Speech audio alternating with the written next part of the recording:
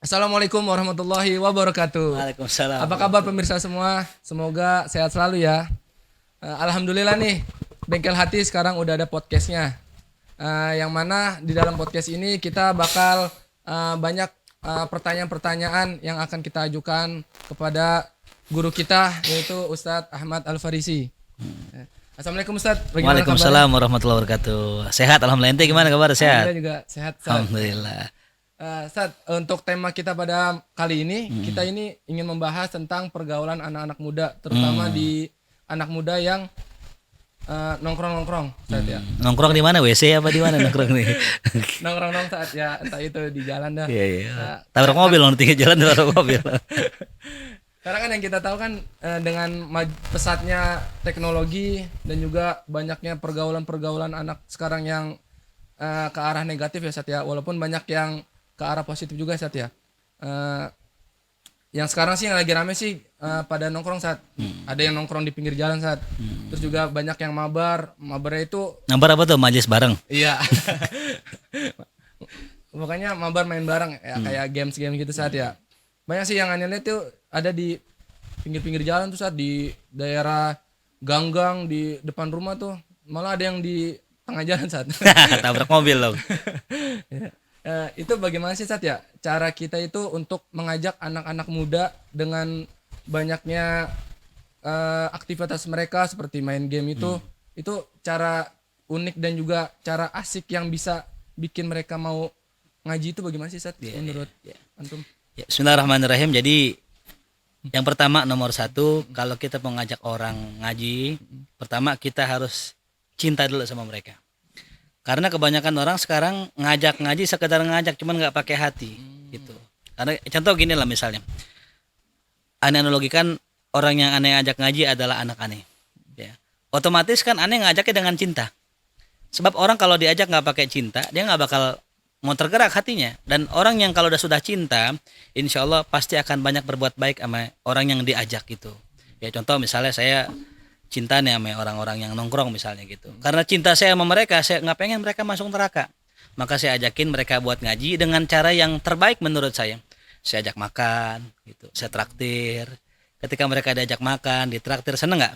Senang Mas. Nah itu. Ketika mereka seneng, otomatis minimal muncul simpati sama kita yang ngajak gitu. Jadi jangan pernah ngajak kalau kita nggak bisa berbuat baik mereka gitu. Itu biasanya orang begitu. Nah yang kedua, kalau kita ngajak orang, cari waktu yang tepat, timing yang tepat. Kadang kalau kita ngajak orang untuk ngaji, timingnya nggak pas, nah itu bisa orang nggak ngaji gitu. Contoh misal dia lagi ada kesibukan, dia lagi ada keperluan, jangan kita ajak ngaji. Tapi kalau mereka lagi kosong, lagi nganggur, lagi nggak kerja, ajak ngaji gitu. Yang ketiga, kalau kita ajak ngaji, cari metode yang tepat, cara yang tepat. Nah kadang-kadang begini ya, kita ngajak orang ngaji, orang belum tentu mau ngaji.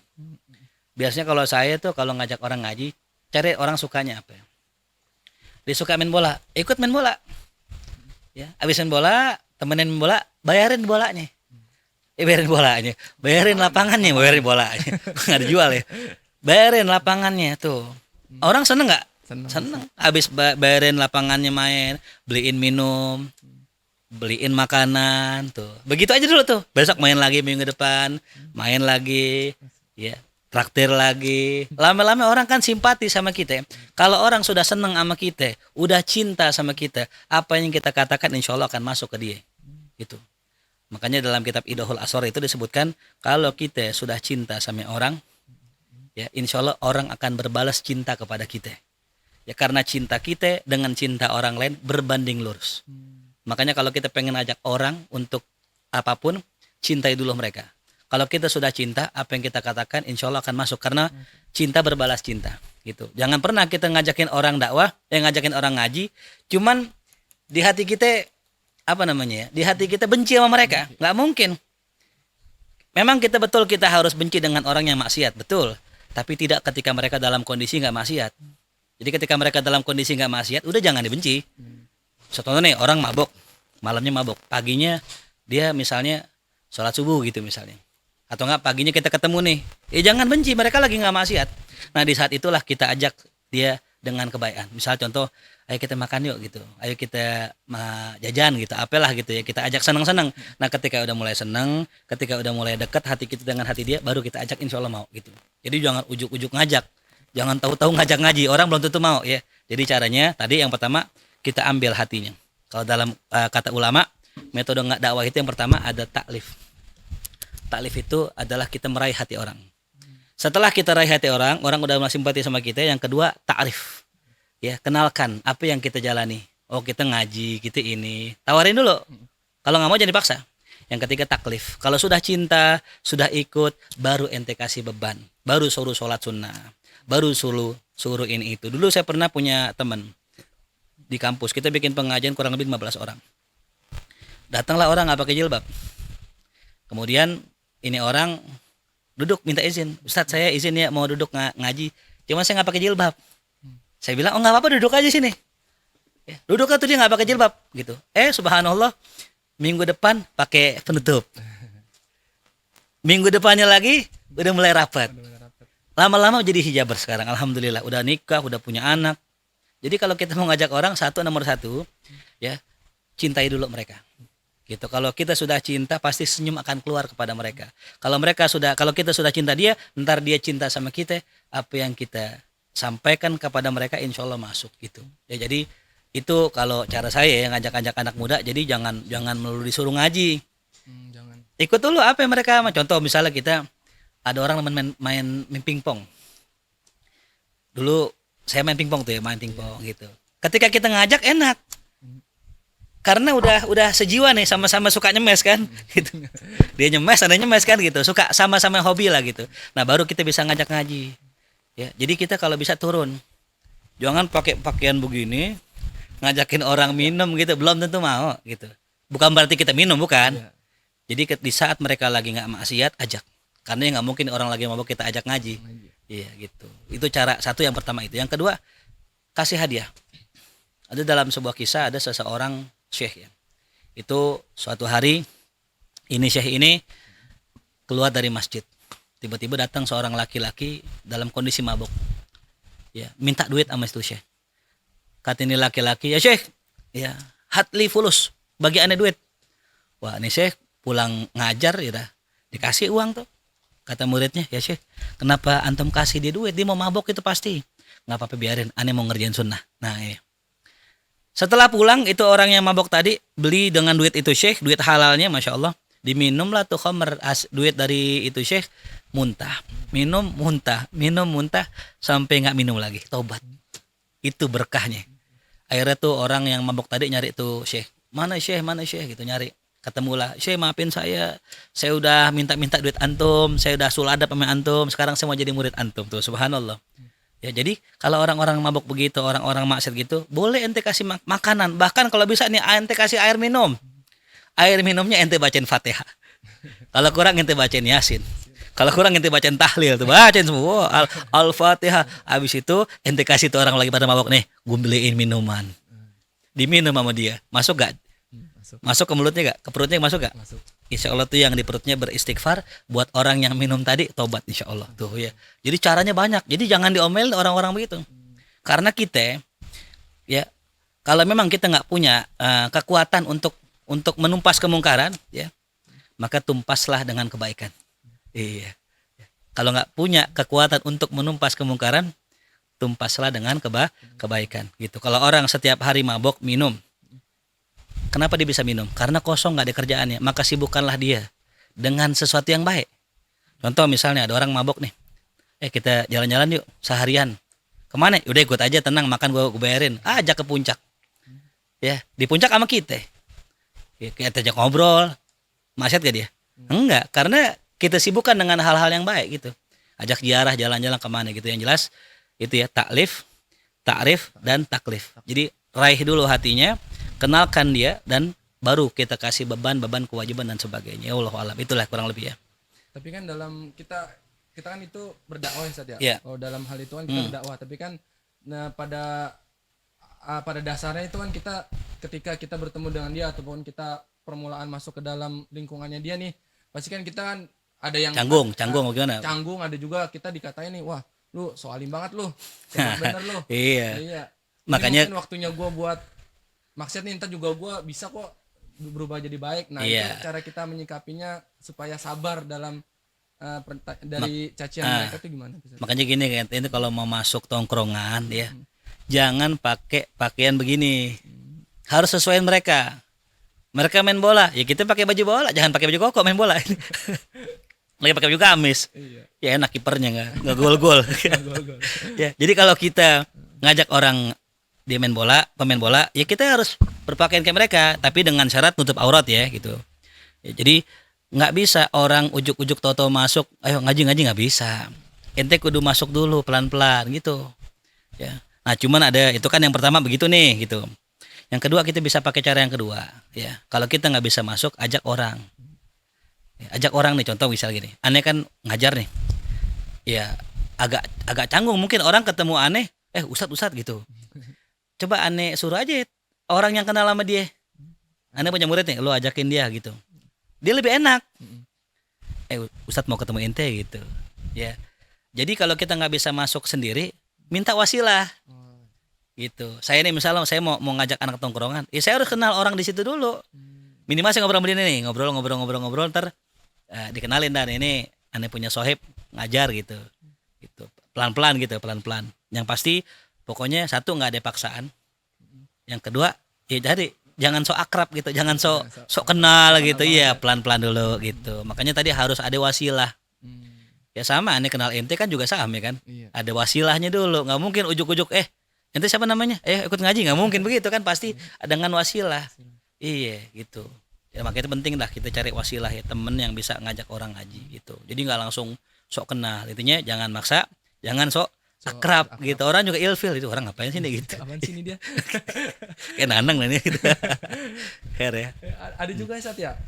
Ketika misalnya nih ada orang yang sering ngaji nih, dia sering ngaji terus. Cuman pada saat dia ngeliat temennya itu maksiat nih, masuk ke lingkungan orang-orang yang bermaksiat, dia niat untuk memperbaiki, malah dia dia jadi ketularan. Iya. Bagaimana, Itu Ustaz? banyak itu. Cara biar istiqomah tuh Nah, gimana? jadi begini. Jangan coba-coba kita berdakwah kalau memang kita belum kuat sinarnya.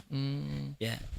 Kadang ada orang gitu memberanikan diri buat dakwah, buat ngajak orang, padahal dirinya masih lemah, masih rentan. Jangan. Ya. Kita ini tipikal yang mana? Ngikut apa ngajak? Ya. Ente kira-kira tipe yang mana nih? Aneh ngikut. Nah, berarti jangan sok-sok ngajak. Ya kan? Kalau kita dakwah misalnya duduk tempat orang minum khamr, kalau kita tipikal yang ngikut, ya kita ngikut orang. Gitu. Nah, kalau saya memang dari dulu ya diajarin sama guru kalau bisa kita nongkrong, jadilah orang yang mendominasi, dalam artian dominasi kebaikan ya. Jadi kalau kita nongkrong nih, ya ini orang nggak nanya, nggak ngobrol, nggak berbuat baik, kita di situ nggak bisa ngapa-ngapain dengan kebaikan, tinggalin, nggak manfaat, gitu. Ente juga sama, ente mau nongkrong nih sama anak-anak begitu, didengerin kagak, ditanya kagak, ujung-ujungnya ngapain? Ya ngikut mereka, jangan, ya. Jadi kalau kita belum punya sinar yang kuat, jangan sok-sok nyinarin orang gitu ya. Takutnya bukan kita yang ngajak, kita yang diajak. Pengalaman kita punya temen, dia pengen dakwah begitu. Mungkin karena memang kurang kuat, dia punya pertahanan, akhirnya apa? Dia yang ketarik gitu. Padahal dia berhasil narik pertama nih, berhasil narik karena saking lama, karena saking ngikutin, berasa enak, berasa nyaman, ngaji kagak jadi main tuh ya. Makanya kudu kuat dulu, kita punya pertahanan gitu ya. Jangan sampai kita nggak kuat, kita malah Kita yang kena. Malah jadi ketularan ya Sat. Iya, itu jangan sampai gitu. Karena emang banyak banget sih orang-orang yang niatnya dia mau ngajak, malah dia terjerumus. Nah itu, lagi ngajakin perempuan lagi, nah, itu bahaya itu ya. Harta tahta wanita, baik-baik itu jangan sok-sokan kita. Dalam Al-Quran, ketika Allah menyebutkan godaan iblis, godaan setan, lemah kata Allah. Inna kaida syaitan kana dha'ifa. Sesungguhnya tipuan setan lemah. Wa inna kaidahunna azim. Sesungguhnya tipu daya perempuan sangat luar biasa. Jadi kita jangan sok-sokan dah mau ngajak perempuan benar ya. Gitu. Karena kadang-kadang di balik ngajaknya kita, dia malah kita yang malah ketarik sama dia. Emang. Iya. Tuh. Ya, baik nang ya. Alhamdulillah, berarti emang cara agar kita untuk menarik mereka itu dengan cara pertama lemah lembut, pertama deketin mereka dengan cara pelan-pelan, lihat dulu kesukaan mereka bagaimana, Betul, jangan main asal main asal nongkrong aja, tapi kita harus pertama deketin dulu mereka ya Satya. Betul. Jadi Pertama, mobil khusus gini contoh ya. Sekarang carilah sisi kebaikan yang kosong. Contoh gini, aneh mau deketin ente nih, ya aneh nggak kenal sama ente gitu. Tahu-tahu aneh baik sama ente, kan orang curiga ya. iya. Jangan minjem duit lagi nih gitu. Tahu-tahu baik kan gitu. Nah, orang pasti kan begitu, namanya manusia kan suka suuzon. Makanya ketika kita pengen berbuat baik sama orang, cari wasilah. Wasilah dulu. Aneh punya kisah gini, kisah pengalaman sih. Emang aneh nggak banyak ilmu, maunya pengalaman aja. Siap. Ada kita punya teman, tetangga bukan teman, tetangga. Istrinya lahiran. Saya kebetulan anak saya baru lahiran. Banyak kado, banyak hadiah, banyak gitu. Nih tolong dah kasih hadiah, kasih dia gitu. Kenal enggak, deket enggak. Cuman nih orang yang ini iparan sama aneh, sama dia. Iya. Temennya aneh ini iparnya dia. Dah kasih hadiah sama dia. Subhanallah, ketika dikasih, diterima kasih. Masya Allah Ustadz, makasih. Kaget ya. Kok bisa nih aneh ngasih dia gitu? Ya, karena momentum baru lahiran kita kasih hadiah. Dan subhanallah, berkah nih orang ini, saya ngajar ke sono, ngajar ke sini, bisa dekat sama orang ono gitu. Jadi kadang-kadang carilah momen-momen di saat orang itu seneng kalau dikasih hadiah, kayak ulang tahun. Jarang kan kita teman nongkrongan nih, teman kita ulang tahun belum tentu dikasih hadiah. Jadi kalau misalnya teman kita ulang tahun, ya kasih hadiah itu bahkan terkesan itu. Karena anak tongkrongan tuh kadang punya teman, mohon maaf ya, karena memang didikannya bukan didikan agama. Jadi dia agak cuek sama temen, sama saudara. Nah ente sebagai orang yang pengen ngajak kebaikan, ingat hari lahirnya dia, ingat hari, kalau kata orang sekarang harlah namanya. Harlah. Ya. Harlah bukan ya? Harlah. Apa harlap kali? Milad.